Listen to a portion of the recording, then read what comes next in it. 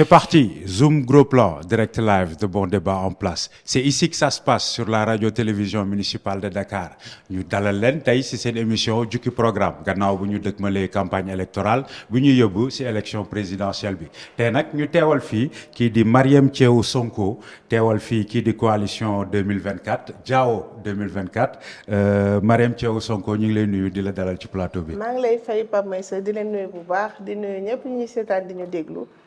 maa fi teewal tey coalition Diao 2024 ànd ak candidat bi di El Hadj Mamadou Diao di kontaan trop ci invitation bi. En face ñu am ci di Lamine Diène bokk ci parti les serviteurs teewal fii kii di coalition Pape Djibril Fall président Lamine Diène ñu ngi lay nuyu di la dalal ci plateau. maa ngi lay fay Pape Maïssa di nuyu téléspectateur yu télé bi rajo bi yëpp di. teewal fii président Pape Djibril Fall coalition président Pape Djibril Fall les serviteurs. ñu ngi leen di jaajëfal ñu xuus léegi ci débat bi tey rek ñu fas yéene waxtaanee lii di autosuffisance alimentaire ak mbirum sécurité alimentaire autosuffisance alimentaire nag ñi ngi koy wax ci dëkk bi depuis 2012 daanaka président Macky Sall ak régime am diggoon nañ ñu ko ñu def ci tamit ay jéego yu ñu ràññee production yu bëri ñu multiplier ko lu jëm si mbirum arachide céréales yi production laitière yi waaye teewul ba léegi autosuffisance boobu eggaguñ fa yéen naka ngeen xalaatee jot ci boobu autosuffisance alimentaire soxna si ñu commencé ci yow. D'accord, merci beaucoup Pape Maïssa ñun si suñu programme on va plus loin que l'autosuffisance alimentaire dañuy dem si sécurité ak souveraineté alimentaire mooy nga moom sa bopp ci wàllu li ngay dund ak li ngay bay ak li ngay lekk c'est-à-dire tey ñun en Afrique on a plus de 60% des terres arables du monde. Au Sénégal, on a plus de 49% de terres arables. Terres yooyu noonu exploité wuñ ko. Ce sont des terrains vides yi nga xam ne tey mënoon nañ ci def ay production yoo xam ne dinañu jëriñ. Tey boo gisee Japon tey ci suba joxe na benn don de 171,8 millions pour milliards, merci, pour la productivité agricole. Donc tey on est dans des avancées yi nga xam ne dañ ko war a consolider xoolaat suñu bopp xoolaat suñu taxawaay nan la ñu xoolaatee suñu bopp ak suñu taxawaay le président Mamadou Diao il préconise déjà de mettre en place un fonds pour la recherche ndax tey boo xamee fi nga jëm di nga xam ban yoon nga fay aw ba egg fa. Donc un fonds pour la recherche agricole c'est-à-dire ban semence moo gën a adapté ci suñu terre yan culture ñoo gën a productive yan ñoo ñu mën a permettre ñun ñu dund ñu exporter léegi bu ñu jugee ci loolu noonu il préconise aussi benn système d'irrigation pour ñu mën a boy noor di bay nawet parce que c'est inconcevable dans un pays comme le Sénégal tey bu ñu bayee 3 mois 4 mois ba 6 mois maximum on se repose les paysans ne font rien parce que dañuy xaar affaire bi taw wala leneen alors que ñun on est traversé par des fleuves on a des sources d'eau donc la moo tax sources yooyu noonu mënuñu ko exploiter de telle sorte que terres yi dina mën a arable dinañ mën a am ay agriculture yu performante bu ñu jugee ci loolu il préconise aussi benn système de production bu ñu jugee ci production mu dem ci conservation parce que c'est ça le problème du Sénégal on produit mais on ne sait pas comment conserver on ne sait pas comment commercialiser et on ne sait pas où stocker donc la chaîne il faut que la chaîne elle soit complète et entière tey bu ñu produire xoolal soble yi nëb Richard Toll xoolal soble yi nëb Saint-Louis donc tout ça c'est une chaîne bi nga xam ne il faut la mettre en place tracer ligne yi de telle sorte que tey bu ñu mënee produire ñu mën a conserver ñu mën a jaay ñu mën a dund ñu mën a exporter aussi donc c'est ça notre ligne conductrice par rapport ak la souveraineté alimentaire. Lamine Diène yow yaa porté parole kii di coalition Pape Djibril Fall est-ce que mën nañ xam lan mooy seen vision pour mën a atteindre boobu autosuffisance alimentaire. Bon quand on parle d'autosuffisance alimentaire ñun dañ ko axer sur la souveraineté à tout point de vue c'est-à-dire on a des ressources déjà dans ce pays qui sont vraiment visibles et palpables donc ce qu'il nous faut c'est juste essayer de les exploiter le maximum possible et puis positivement avec ak benn programme boo xam ne da nga koy élargir sur tous les plans essayer de donner des opportunités à ces acteurs-là commencer ko ci tool yi ba ci usine de transformation yi ba mu egsi ba ci consommateurs yi donc chaîne de transmission là doit être quelque chose de verrouillé ba nga xam ne du am benn njuuj njaaj wala dara lu koy yàq ba ñuy naan jotuma ci lii c'est le problème de ce pays là mooy ne que y a la volonté te bu ñu waxalee yàlla rek état bi def na ci ay jéego yu am solo parce que nous sommes pas là aussi pour démonter du état bi loolu c'est pas honnête mais on est là pour essayer d'améliorer les choses ba nga xam ne sénégalais lambda bi ki ci gën a néew doole ki ci gën a ñàkk solo sénégalais dina mën a jëriñoo li nga xam ne nii mooy meññeet bi jóge ci réew mi. Donc président Pape Djibril Fall am na ci benn programme bu am solo boo xam ne dina fexe secteur bu ci nekk que ce soit dans l'agriculture la pêche fu mu mun a nekk artisanat mu essayer de créer ay champions sur le plan national et sur le plan international. Fexe ba ce qu'on appelle la politique de la dignité humaine moom la gën a porter ci programme li nga xam ne ni moo fi meññee doomu sénégalais yi soxla ko war koo jëriñoo ñu am ci lu doy ba war cee mën a sax di si yóbbu yeneen dëkk yi sur les si frontières yi wër ñu pour mën leen ci jaay wala ñu mën leen ci dimbali. Donc loolu nag dafay laaj taxawaay bu mën sëkk boo xam ne déjà da ngay évaluer li nga yor fexe ko palper jox ko ay experts yu ko mën ñu boole si mu am ay seen ginnaaw yi nga xam ne nii dañuy wax ne ni comme exemple ay service de contrôle yoo xam ne ñoo leen di saytu. Xool alalu réew mi fan lañ koy dugal xoolaat négociation yi comment ça se passe parce que tamit réew mi yàlla def na fi barke boo xam ne boo lekkee xaal sax boo ko sànnee boo demee ñëwaat fekk mu sax donc ce qu'il nous faut juste benn ñu jëm ko encadré waat bu baax a baax ba fexe ba sénégalais yu gën a ñàkk solo ci réew mi mën cee jot dund si dund bu mucc ayib. Tout à fait soxna Marème Sonko ma ñëwaat ci yow sànq tudd nga problème mu ndox. ku wax agriculture wax mbirum autosuffisance alimentaire. faaw nga tudd ndox. wax nga sànq exploiter cours d'eau yu ñu fi am. waaye da ngay dem yenn zone yu mel ni entrée de Thiès bi amul cours d'eau pour nga gas fa forage je crois que ça coûte 50 000 francs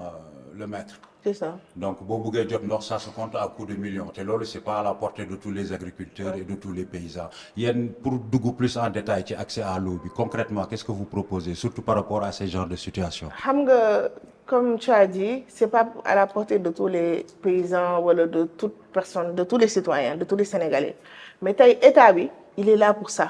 pour résorber au problème des Sénégalais léegi problème accès à l'eau boobu noonu tey état am na benn office bu tudd OFOR loolu mooy liggéeyam gas ay forages pour permettre aux zones qui sont reculées qui n'ont pas de point d'eau ñoom ñu mën a bénéficier si accès à l'eau potable. Mais quand même OFOR boobu seen gestion c'est assez problématique. Exactement c'est là où je veux en venir parce que OFOR c'est vrai ñu ngi liggéey tey on peut pas dire comme je rejoins mon co-débatteur parce que on peut pas dire que l'État n'a pas travaillé parce que au moins ils ont essayé de faire mais peut-être ils ont fait peu. Léegi ñun ce qu'on va essayer de faire c'est de résorber ces problèmes-là tey il y a une problématique de l'eau qui est là tey OFOR déjà maillage national bu mu war a defu ko parce que tey da ngay dem si yenn zones yi nga xam ne c'est problématique benn forage nga fay fekk te c'est un vaste territoire nga dem si ay territoires yu gën a réduit tu peux trouver 3 à 4 forages yenn saa yi le problème il est tellement politisé il est tellement discriminatoire que on ne comprend pas léegi c'est là le véritable problème mooy nga def ko de façon objective en prenant en compte les réalités du terrain xam ni tey par exemple la fois dernière on était à Matam vers le Ranérou Ferlo mais il faisait excessivement chaud te foofu boo xoolee y a presque pas de point d'eau donc foofu noonu xam nga mérité nañ au moins ñu defal leen ay forages defal leen ay structures yoo xam ne dina leen permettre ñu am accès à l'eau potable parce que c'est pas juste l'accès à l'eau mais l'accès à l'eau potable parce que dañuy gis ay populations yoo xam ne dañuy feebar dañuy dee am ay dysenterie ak yeneen parce qu'ils sont obligés de prendre l'eau du fleuve de prendre leneen ak leneen donc il suffit pas juste d'avoir un fleuve pour avoir accès à l'eau mais il faut aussi assurer l'accès à l'eau potable comme on l'a dit tout à l'heure. Tout à fait. Voilà. Lamine Diène yéen ci seen programme dafa mel ni Pape Djibril Fall dafa ne dina mettre à la disposition des Sénégalais plus d'1 million de mini-tracteurs je crois. Des centres de stockage et également d'autres éléments liés à l'agriculture yéen loolu naka ngeen compter financer ko notamment mu ñëwaat ci inclure ci problème mu accès à l'eau bi. Bon c'est que loolu on a toujours eu des partenaires dans ce pays-là. Sénégal depuis que muy Sénégal lépp lu muy jóg pour sumb ko pour doomu réewam daf ci ànd ak ce qu'on appelle des partenaires yoo xam ne dañuy ñëw pour gis xool projet bi étudier ko saytu ko ñu signé ci benn accord de partenariat boo xam ne objectif bi gënoon moo mu nekkoon gagnant-gagnant te ñi ci gën a gañ gis seen bopp sax mooy ñi nga xam ne nii projet bi moo leen tax a jóg donc bokk na ci stratégie bu président Pape Djibril Fall bëgg a teg chercher des partenaires yoo xam ne dafay privilégier Sénégalais yi si coût bi si résultat bi fexe ba ñu gis ci seen bopp fexe ba duñu rëccu lu taxoon ñu doon signé ak ñoom accord boobu parce que on a un problème majeur ici au Sénégal mooy problème ay accord toujours dañ koy wax signé nañ accord bi ça n'arrange pas la population wala boog ki ko signé lu mooy jël 73% de l'accord donc vraiment cet accord là dañ koy revoir encore pour que ça puisse être bénéfique au nom de tous les Sénégalais comme ça ku fiy dund rek di nga xam ne kat lii président Pape Djibril Fall indi ci réew mi ñëpp gis nañ ci seen bopp donte ki y a pas d'accord sans intérêt mais nag intérêt bi quand même dañuy fexe mu ëpp ci Sénégalais yi que bitim réew ñu koy kii donc yooyu bokk na ci stratégie bu muy teg par rapport ak jéem a saytu yooyu jafe-jafeñ parce que partenaire am na fii kenn du ne partenaire amu fi ñu ngi fiy dugg ci mais naka lañ fiy duggee ak ban njëriñ la ñu amal donc foofu la problème bi nekk donc moom si partenaires yooyu noonu du ko écarter mais dañuy jooyanti li nga xam ne ni moo ci nekk te nga xam ne arrangé wu population bi lu mu leen di lor moo ëpp lu mu leen di dimbale donc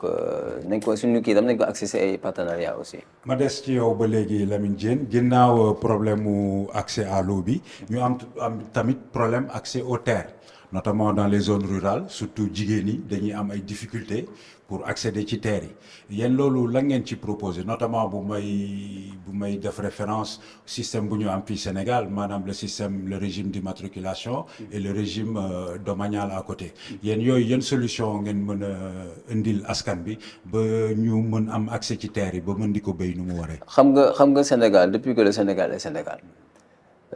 waa àll ba ñu doon dundal waa taax donc kon mosuñu woon am problème boobu donc fi problème amee rek c'est parce que dugg nañ ci suuf si caxajee ko fexe ba xañ ko ñi nga xam ne ñoo doon produire di dundal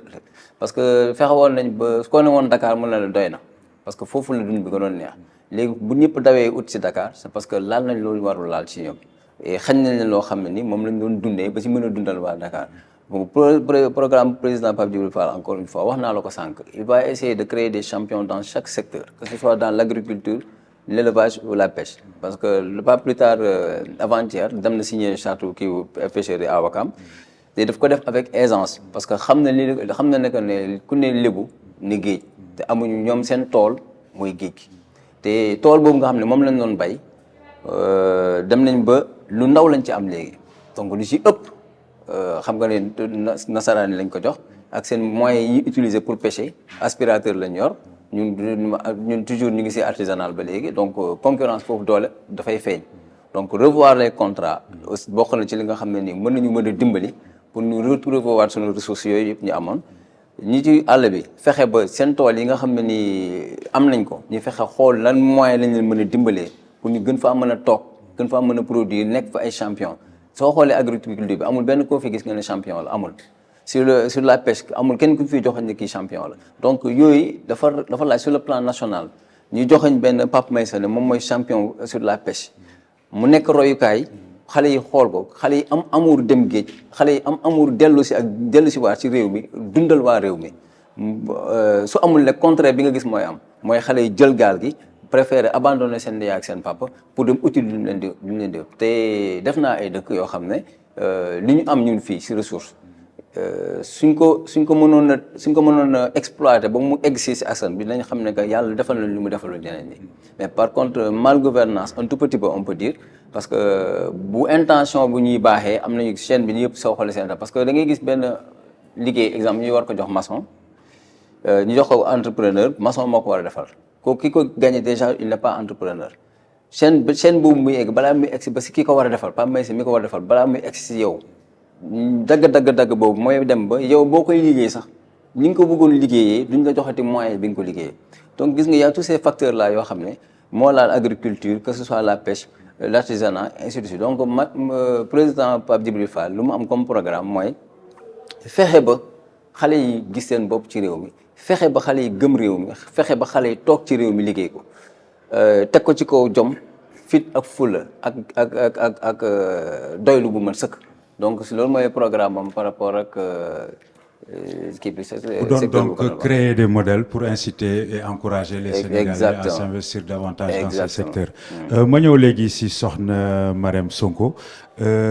gis nañ ne tamit dafa am benn phénomène mooy accaparement des terres par les plus nantis gis nañ récemment problème bi amoon Ndingler moo ci gënoon siiw waaye am na yeneen problème yu am si yeneen localité yoo xam ne dafa am ñuy am doole am puissance financière ay industriels ñëw di jël terre yi ci loxo population yi nga xam ne ils se retrouvent cantonnés dans des emplois d'ouvriers wala emplois précaires yéen la ngeen proposer par rapport à ce phénomène. Déjà, par rapport à ce phénomène, il faut voir que l'accès à la terre, c'est un peu trop contraignant au Sénégal. Donc, pour faciliter l'accès à la terre, président Mamboy Diao lui préconisé, moi déjà immatriculer les terres du domaine national.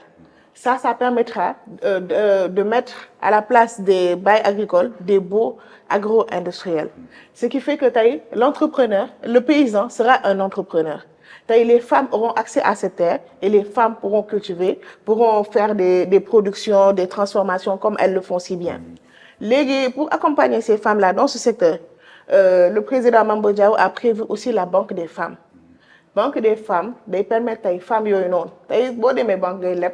on te prête par exemple yenn saa ay nga leb 5 millions, on te prête des fois 1 million ou 500 000. Alors que ton besoin il est de 5 millions, ton besoin réel. Donc la Banque des femmes, ça permettra de prendre en charge le besoin réel des femmes. Moi ñu bëgg bay, ñu bëgg def salon de coiffure, ñu bëgg leneen parce que les femmes sont des entrepreneurs nés.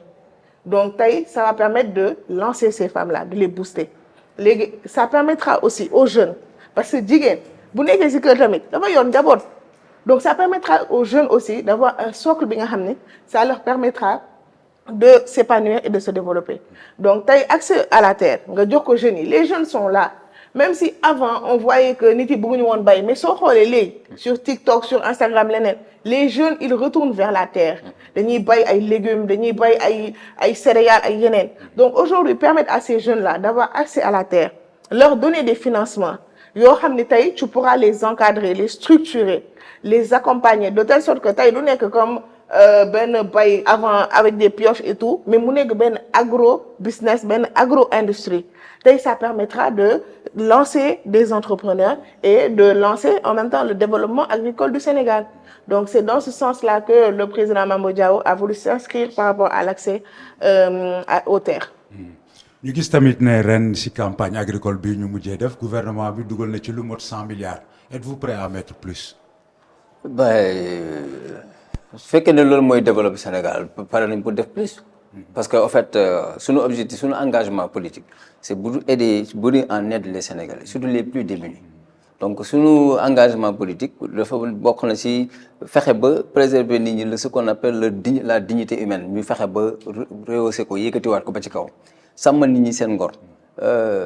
Grand mais ça, est-ce que xam nga né feu rouge bi ñi fi taxaw avec des briquets, des sondels et ainsi de suite. Lo évaluer li ñu yor sen loxo matul sax 5000 francs.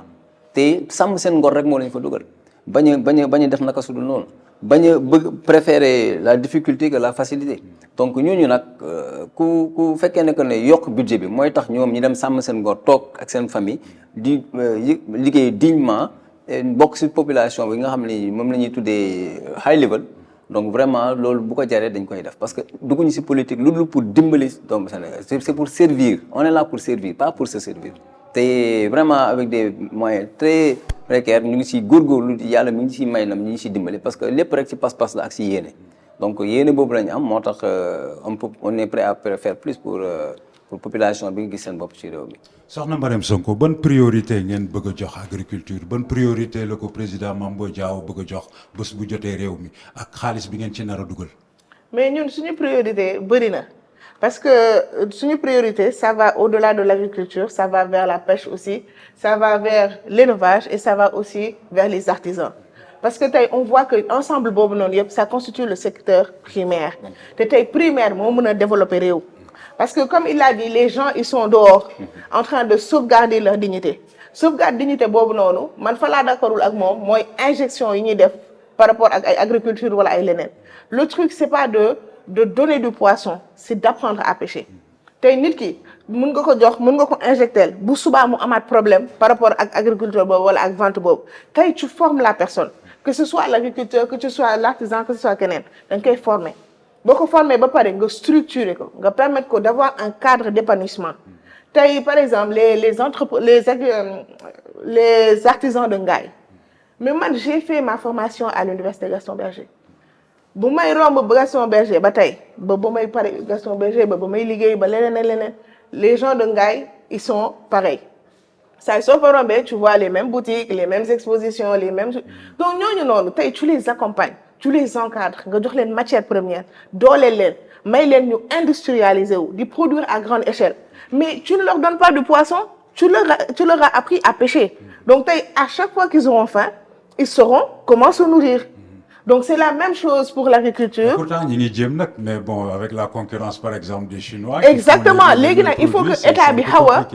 état bi tamit xam la mooy nationalisation dooleel ay doomu réewam ñun loolu moo ñu xaw a manqué muy le patriotisme économique ak leneen parce que tey ñun suñu doolelee suñu waa Ngaye par exemple doole état ak doole keneen bokkul tey yow tu peux prendre l'engagement de prendre un 5 millions benn 5 millions 6 millions nga dem investir foofu wala daal mais tey état moo am capacité jël ay milliards dooleel benn secteur imposer secteur boobu noonu à la population tey tout le monde doit acheter benn daalu Ngaye mais ça permet un épanouissement de ces artisans-là et ça permet nous en retour notre épanouissement parce que PIB bi dina yokk dëkk bi dina dox xaalis dina am mais tey boo génnee y a pas d'argent dans ce pays donc c'est la même chose pour la pêche tey par exemple le président Mambo Dia il préconise au moins 40 licences de pêche yoo xam ne dañ koy jox suñu pêcheurs artisanaux yi parce que toutes les licences sont données aux internationaux ce qui fait que les pêcheurs ils n'ont plus de quoi pêcher tey boo demee ay zones comme ay Saint-Louis ay gens pourquoi les gens se donnent de plus en plus à l'immigration clandestine c'est parce que tey déjà foofu c'est une zone boo xam ne gis nañ fa pétrole gis nañ fa gaz donc jën yi day am problème jën yi dañuy am forcément problème parce que à cause des explosions pour l'exploitation jën yi dañuy daw donc les pêcheurs qu'est-ce qu'ils font ils sont obligés de partir ils sont obligés d'aller dans d'autres zones pour se battre donc c'est pour jàppale ñooñu noonu tu leur donnes des licences ñoom ñu am ay bateaux concevables yoo xam ne tey dina leen permettre ñu mën a dem dans la mer ñu mën a napp sans pour autant mu am ay réer am ay xeex di taalante ak waa Kayar ak yeneen donc il faut que ñu structurer waat suñu secteur primaire permettre leen d'avoir la force motrice qui pourra leur permettre de se développer et de développer en même temps les autres secteurs et le pays. Tout à fait. Voilà. Lamine Diène est-ce que d'accord nga ci notion nationalisme boobu wala nationalisation wala patriotisme économique boobu. mais bien sûr parce que comme ni nga ko waxee woon sànq peut-être dama dugul woon carrément ci système bi président Pape Djibril Fall teg adopté pour venir en aide ces secteurs-là. On peut pas mënuñu développer réew si jaarale ko aider les acteurs dans différents secteurs te jaarale ko si ce qu'on appelle l'industrialisation c'est pas possible il faut que parce que comme on dit may nit ki jën jàngal ko ni ko nappee moo gën donc yàlla dimbali nañu on a des gens très expérimentés si secteur bu ci nekk donc c'est-à-dire c'est des talents cachés. Et on a des champions yoo xam ne nii devaient être visibles sur le plan national et sur le plan international donc loolu rek mooy wane en fait fii dañuy suul ndaanaan comme on dit balaa ñu lay taggal say maam rek fekk loru nga ba pare donc ñun loolu la ñu bëgg a éradiquer encourager nit ñi à ce que ñu joxañ leen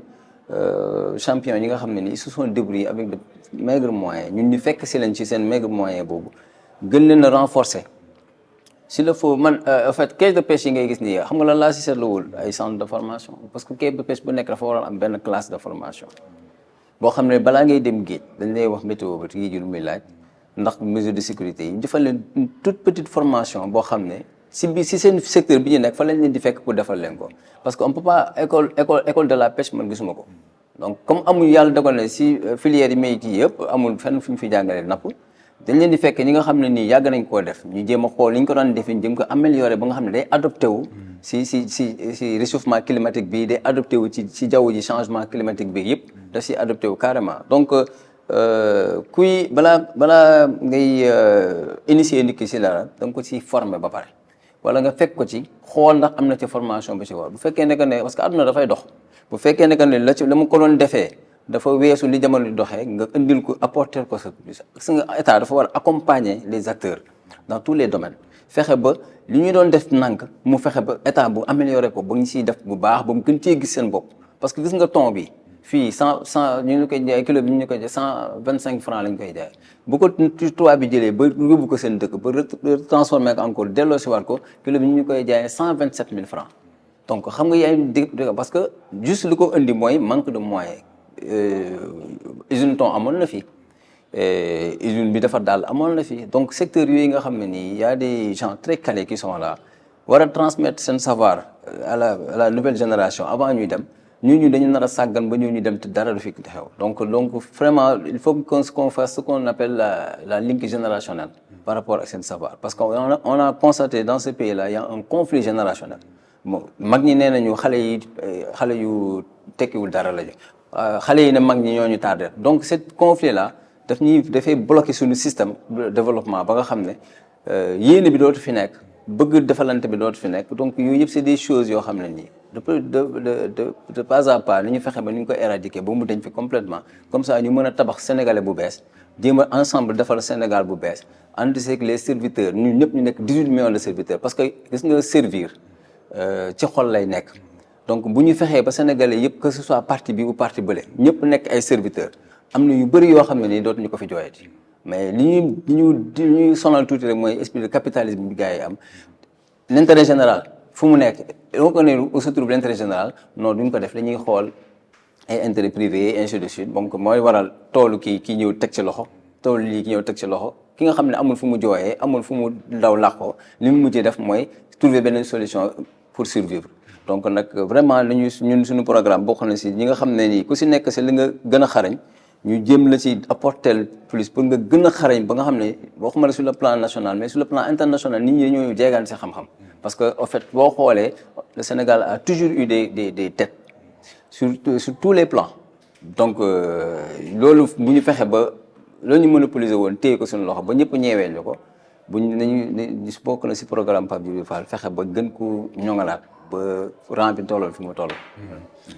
li ñuy dese ci waxtu bëreetul xanaa léegi ñu aborder dernière question bi ñëwaat ci agriculture ñu gis ne y a ce qu'on appelle la tyrannie de l'arachide arachide bi léegi daanaka amatul valeur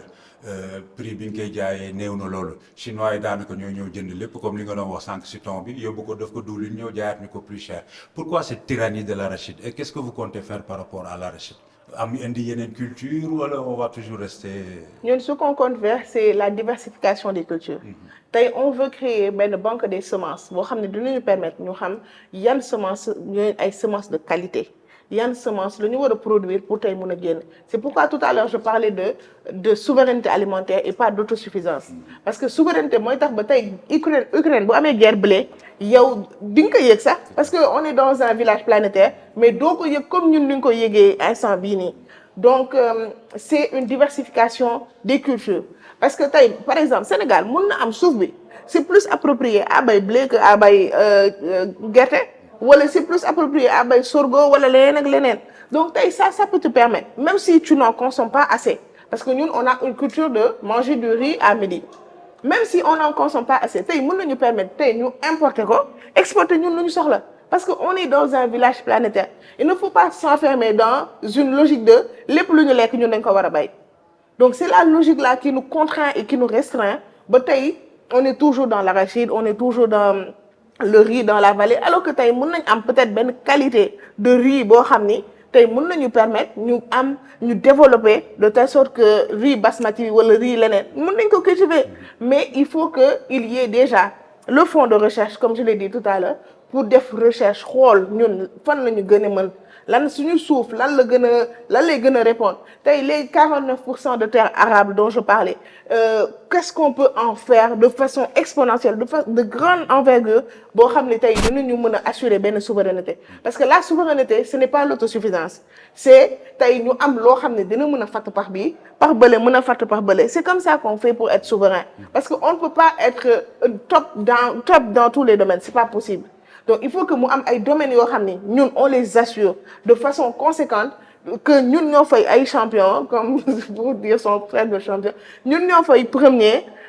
pour que tey yi nga xam ne tey suñu faiblesse la ñu mën ko compenser ailleurs donc il faut qu'on assure cette souveraineté là que ce soit la souveraineté de nos actifs stratégiques mooy par rapport ak suñu port am na ay affaires yoo xam ne Sénégal moom moo ko moom te moom moo ko war a sauvegarder keneen waruñu ko gérer keneen waruñu ko moomal que ce soit le port que ce soit la société de téléphonie tey téléphone c'est quelque chose de banal mais de tellement important et intéressant dans la vie de quelqu'un tey sama téléphone boo ko jëloon en une semaine en une journée mun nga xam par exemple sama vie yëpp lan la parce que tout est concis dans le téléphone donc suñu société de téléphonie suñu port suñuy géej loolu ñun ñoo ko moom te ñun ñoo ko war a moom te ça doit rester dans nos mains ak leneen comme le temps nous restreint bon je vais m'en arrêter là préserver nos actifs stratégiques jël lu ñu moom xool tamit comment assurer une souveraineté une sécurité alimentaire dans ce pays donc c'est ça notre programme à nous Diao 2024 Lamine Diène xanaa ñu jeexalee ci question boobu rek la tyrannie de l'arachide que comptez-vous faire par rapport à ça bon xam nga wàllum arachide bi ça toujours fa nekk benn secteur boo xam ne ça concerne l'agriculture Sénégal kenn mën fi wax bay te génn fi gerte c'est pas possible parce que gerte bi li mu mën a def dafa bëri gerte bi mën nañ ci génnee saabu gerte bi mën nañ ci génnee diwlin gerte bi mën nañ ci repas pour les animaux et surtout donc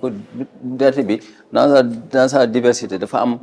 ay secteurs ay pàcc yoo xam ne nii moo leen di alimenter donc loolu li ñu ci indi comme programme mooy fexe ba fekki béykat yi fa ñu ne toog ak ñoom wax ak ñoom ñu wax jox ñu wax delloo leen ñu xool ban problème lañu am par rapport ak agriculture ñuy jéem koo saafara suñu képp la kattan li ñuy wax naan fatt fépp donc dafa jot ci réew mi ñuy fatt bàyyi turu yi ainsi de suite jox leen tuuti ainsi de suite may sa gis nga tali sa ñun bi ñu koy defar à demi mesure lañ koy defaree Canada bi ma nekkoon tali bi da ngay foofu denc bi dafay yàq tali bi mais état bi du si découragé et puis état bi dafa am beneen politique bu mu waa hormis tool yi sax ñu fexe ba baykat yi nekk patron yi parce que au fait loolu moo leen di may courage ñu gën a def li ñuy def parce que dañu dem ba kii gën a bay di gën a dundal waa taax moo gën a baadoola moo gën a pauvre donc il faut ñu changer parce que tamit ki lay jox nga lekk wax dëgg yàlla war na bu mu la joxee war nga faa xool état bi dañu war a nekk surgay baykat yi loolu la war a demee dans les normes comme ça su ko defee ñu xool lan la ñuy sooxe bu dee tracteur la ñu soxla ñu daw ëllëg lañ ko jox leen ko parce que du kenn si ñun ñi nekk si kar bureau yi ñooy dem di bay xamuñu ko nu ñu koy defee ki nga xam ne moo ko xam te moo mën a développer sa réew da nga koy tegal moyen yoo xam ne bu ci sukkandikoo jàppalu si dina la mën a yóbbu yow sa réew fi nga bëgg parce que drapeau lañ yor comme drapeau yëpp seen drapeau buy daanu suñu bos di wadd parce que balaa nga naan nekk fa saako bu amul dara du taxaw ki nga xam ne nag ñoo ñuy dundal ci àll bi ñooñu ñoo war a nekk suñu priorité te président Pape Djibril Fall ñooñu la def priorité gis nga moom say wax naan borom mbubb bu oyof bi si ay termam moo ko gënal fuuf borom mbubb bu diis bi ndax borom mbubb bu oyof bi amal na ko njëriñ mën na ko amal njëriñ bu ko borom mbubb bu diis bi donc dafa leen di bàyyi xel bu baax a baax donc dina fa bokk na si projet am si par rapport ak les serviteurs si bés bu ko yàlla doxee réew mi mu fexe ba ñi daan dundal taax delluwaat di dundal taax waaw loolu moom vraiment bokk na ci programme boo xam ne daf ko tenir à cœur. dëgg la donc foofu la ñuy tëjee waxtaan bi xanaa soxna Marème Sonko ma bàyyi la rek nga lancer ce dernier message aux Sénégalais élection bi dimanche la de. sama dernier message déjà maa ngi lay remercier bu baax Pape Meissa di fàttali ni El Hadj Mamadou Diaw c'est le président de la réconciliation et de la jeunesse. La réconciliation parce que Sénégal dafa nekk benn dëkk boo xam ne instant bii nii dafa xar ñaar dafa am ay division am ay dissension yoo xam ni franchement ça gangrène notre pays te mu ñuy sonal bu baax a baax da ngay gis léegi politique de gatsa politique de xeex du xuloo ak yeneen moo fi am donc il faut réconcilier le Sénégal boole xol yi ñu nekkaat benn comme ça ñu mën a liggéey suñu dëkk la jeunesse parce que c'est la partie la plus importante de ce pays. Elle représente 65% du pays. Les jeunes sont laissés en rade, les jeunes sont sans emploi, les jeunes sont sans espoir. Loo tax ñuy jël ay yoonu Nicaragua di jël ay gaal di jël leneen c'est juste en quête d'espoir, en quête d'un avenir meilleur. Parce que tey ku mu nekkoon yow bëgg nga teral sa yaay bëgg nga teral say waajur bëgg nga sax teral sa bopp. Donc je pense que lui il répond à ce profil-là. Il peut consciemment et concrètement gérer la problématique de la jeunesse et de la réconciliation sociale et toutes les problématiques de développement qui vont avec. Donc, je vous remercie encore. Je remercie aussi mon co-débatteur. maa fi teewaloon waa coalition Diao 2024 merci beaucoup. Lamine Diène ma bàyyi la nga lancer ce dernier message au Sénégalais. sama dernier mot xam ne sama ngi lay remercier bu baax a baax di si dalal bi di saluer encore une fois tous les personnels de la radio télévision RND di leen wax ne que le président Pape Djibril Fall day ndaw bu am fu mu nekkoon di défendre ndaw ñi mu gis ne fa mu nekkoon di leen défendre doyul mu ñaan yàlla di si góorgóorlu ànd ceeg ñun ànd ceeg sénégalais yi moom am 56 000 sénégalais yu porté ko porté pour yóbbu ko assemblée mu nekk ci lancé boobu muy une continuité donc mu dem ba xam ne ko fa mu koy waxee xëy na li mu bëggal réewam sax moo ëpp la muy wax mu engagé ko politiquement donc ñun ñu laxasaayu ànd ak moom parce que dañu xam ne que doolee ndaw réew te gisuguma fu payi sa géey di pavé wala ñuy yëg ci koy portable yëpp xale la donc mu nekk xale boo xam ne am na courage am na éthique et puis am na diine am na yar donc am na teggin te xam na fii metti te bëgg na koo saafara donc loolu moo tax ñu laxasaayu ànd ak moom bàyyi ñu benn secteur que ce soit la pêche l'agriculture la santé amul fenn fu ñu bàyyi donc fépp fu nga xam ne nii mën bu fa dugalee loxoom askan bi dund comme ni ñu war a dundee rek moom président Pape Djibril Fall woo nañu si loolu te ñun pare nañ pour ànd ak moom ci loolu mais ñaan sénégalais yëpp nag ñu bàyyi ko xel bu baax a baax ndax xale bu bëgg Sénégal la te bëggam Sénégal daf koy def avec sincérité ba nag bu ñu demee fële di signer accord de pêche bi daf ko signer dama ko signer avec aisance amul dara lu ma ci xool parce que li ñuy jooy laa bëgg jooyanti donc kooku bokk na ci xale yoo xam ne vraiment maa ngi woo jeunesse bi comme ni ma leen di wooyee la jeunesse consciente man laa leen di wooyee parce que médiocrité bi dafa dem ba ëpp doole dafa am doole tuuti le mal est profond donc il va falloir ñu jooyantiwaat ko parce que dafa am ñu fi jiitu woon fii ci réew mi yàlla dogal nekk duñ fi te bés dina ñëw ñu fekk ji leen donc loolu buñ leen dee sóoraale rek lu si bëri dinañ ko def dans les règles de l'art.